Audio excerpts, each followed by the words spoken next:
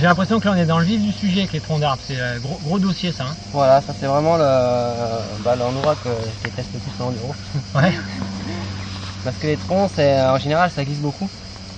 C'est pas évident, c'est pas comme des pierres ou les troncs, c'est ce qu'il y a de plus difficile à faire en enduro. Le but c'est d'arriver du moins à ce niveau aussi et de freiner, d'écraser un peu la roue avant, de relâcher un peu en donnant un petit coup de gaz et de venir positionner la roue avant ici. Comme ça la roue avant va un peu décoller, la roue arrière va décoller un tout petit peu, se poser ici et pour bien le passer et pas se bloquer dessus. Le but c'est que ça passe le sabot quoi en fait. Voilà, le sabot il passe, c'est ça. Coince Juste pas pour dessus, voilà, qu'il se coince pas dessus avec la vitesse. Nous on a un peu de chance parce qu'avec les KTM il n'y a pas de biellette. Donc les biellettes ne viennent pas taper sur l'obstacle. Donc même si on pose le sabot, ça glisse. Il n'y a pas les biellettes qui viennent accrocher derrière. Et donc voilà, donc ici il y en a une belle petite série. Donc le plus important c'est de bien réussir les premiers.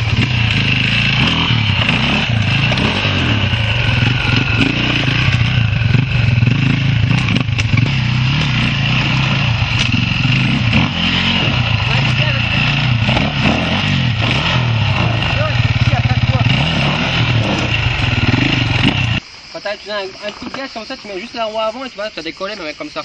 Et ouais mais faut oser quoi. Hein. Ouais, tu risques rien là, tu risques rien. Même si tu poses le cadre dessus. Ouais. Tu te sers du premier pour aller mettre la roue avant dans l'autre. Tu même pas, tu n'essayes pas de lever rien. Juste avec la roue avant dessus, hop, ça va te faire décoller derrière. Enfin, pas derrière mais dessus. Ça use hein.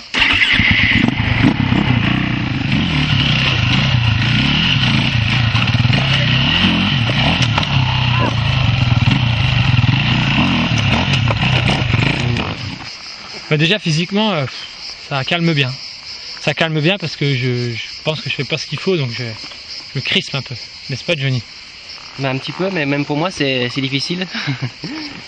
C'était bien. Même les premiers tout ça c'était pas beaucoup de vitesse.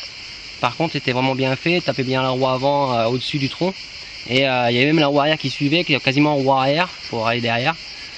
C'était parfait. Bon, il y a juste le petit double un peu, il manque peut-être un peu de vitesse, un peu. Faudrait peut-être y aller un peu plus pour pouvoir sauter plus loin, pas poser juste le cadre.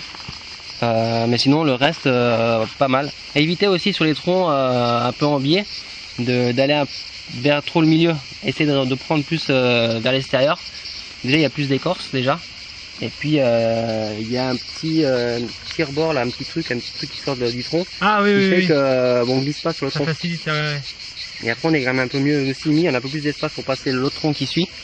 Et en plus à la sortie c'est un peu plus plat. Donc qui permet de faire le saut et d'être passé encore mieux.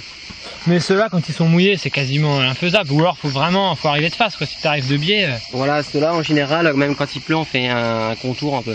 On se met droit et on les passe presque droit parce que c'est presque impossible de les passer comme on fait là aujourd'hui droit.